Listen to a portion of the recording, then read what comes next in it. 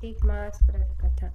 नैमिषारण्य तीर्थ में श्री सूत जी ने 88,000 सनकादिक ऋषियों से कहा, अब मैं आपको कार्तिक मास की कथा विस्तार पूर्वक सुनाता हूँ, जिसका श्रवण करने से मनुष्य के सभी पाप नष्ट हो जाते हैं और अंत समय में वैकुंठ धाम की प्राप्ति होती है।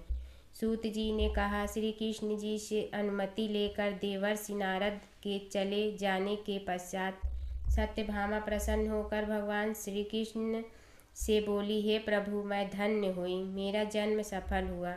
मुझ जैसी त्रैलोक्य सुंदरी के जन्मदाता भी धन्य है, जो आपकी 16,000 स्त्रियों के बीच में आपकी परम प्यारी पत्नी बनी। मैंने आपके साथ नारद जी को वह कल्प वृक्ष आदि पुरुष विधि पूर्वक दान में दिया, परंतु वही कल्प वृक्ष मेरे घर लहराया करता है। यह बात मृत्यु लोक में किसी स्त्री को ज्ञात नहीं है। हे त्रिलोकीनाथ, मैं आपसे कुछ पूछने की इच्छुक हूँ। आप मुझे कृपया कार्तिक महात्म्य की कथा विस्तार पूर्वक सुनाइए, जिसको सुनकर मेरा हित हो और जिसके करने से कल्प पर्यंत भी आप मुझसे विमुख न हो। सूत जी आगे बोले, सत्यभामा के ऐसे वचन सुनकर श्री कृष्ण ने हंसते हुए सत्यभामा का हाथ पकड़ा और अपने सेवकों को वहीं रोकने के लिए कहकर विलास युक्त अपनी पत्नी को कल्प वृक्ष के नीचे ले गए। फिर हंसकर बोले, हे प्रिय, 16,000 रानियों में से तुम मुझे प्राणों के समान प्यारी हो। तुम्हारे लिए मैंने इंद्र एवं देवताओं से विरोध किया था। हे कांते, जो बात तुमने मुझसे पूछी है उसे सुनो। एक दिन मैंने श्री कृष्ण तुम्हारी सत्यभामा इच्छा पूर्ति के लिए गरुड़ पर सवार होकर इंद्रलोक जाकर कल्प वृक्ष मांगा। इंद्र द्वारा मना किए जाने पर इंद्र एवं गरुड़ में घोर संग्राम हुआ और गौलोक में भी गरुड़ जी गौओं से युद्ध किया। गरुड़ की चोट से उनके कान एवं पूंछ कट कर गिरने लगे, जिससे 3 वस्तुएं उत्पन्न हुईं। कान से तंबाकू, पूंछ से गोभी और रक्त से मेहंदी बनी। इन तीनों का प्रयोग करने वाले को मोक्ष नहीं मिलता। तब गौओं ने भी क्रोधित होकर गरुड़ पर वार किया, जिससे उनके 3 पंख टूट कर गिर गए। इनके पहले पंख से नीलकंठ, दूसरे से मोर और तीसरे से चकवा चकवी उत्पन्न हुई। हे प्रिय, इन तीनों का दर्शन करने मात्र से ही शुभ फल प्राप्त हो जाता है। यह सुनकर सत्यभामा ने कहा, हे प्रभु, कृपया मुझे मेरे पूर्व जन्मों के विषय में बताइए कि मैंने पूर्व जन्म में कौन कौन से दान, व्रत व जप नहीं किए हैं। मेरा स्वभाव कैसा था, मेरे जन्मदाता कौन थे और मुझे मृत्यु लोक में जन्म क्यों लेना पड़ा। मैंने ऐसा कौन सा पुण्य कर्म किया था जिससे मैं आपकी अर्धांगिनी हुई। श्री कृष्ण ने कहा, हे प्रिय, अब मैं तुम्हारे द्वारा पूर्व जन्म में किए गए पुण्य कर्मों को विस्तार पूर्वक कहता हूँ, उसे सुनो।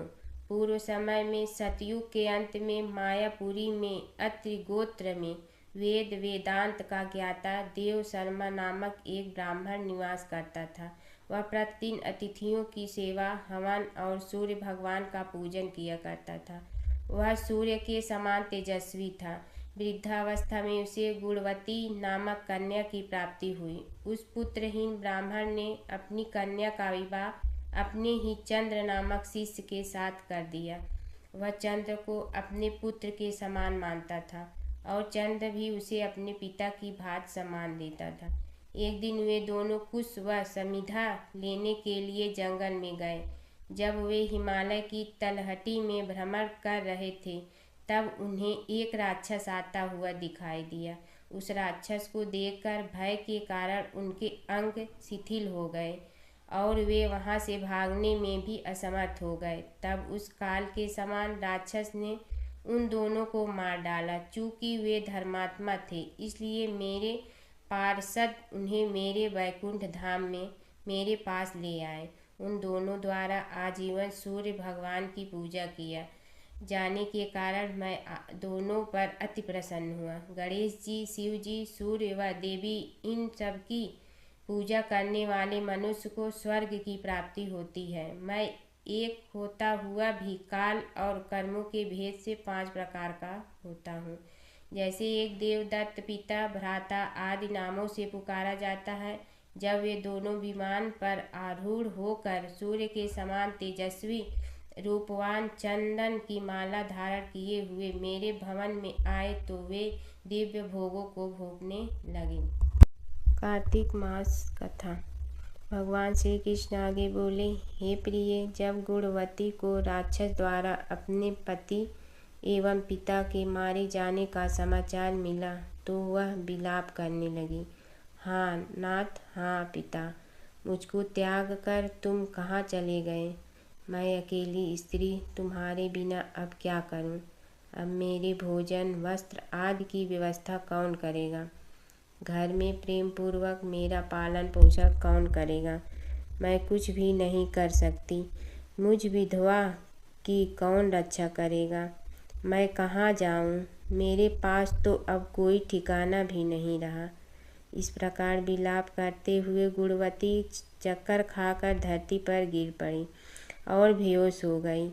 बहुत देर बाद जब उसे होश आया तो वह पहले की ही भांति करुण विलाप करते हुए शोक सागर में डूब गई। कुछ समय के पश्चात जब वह संभली तो उसे ध्यान आया कि पिता और पति की मृत्यु के बाद मुझे उनकी क्रिया करनी चाहिए जिससे उनकी गति हो सके। इसलिए उसने अपने घर का सारा सामान बेच दिया और उससे प्राप्त धन से उसने अपने पिता एवं पति का श्राद्ध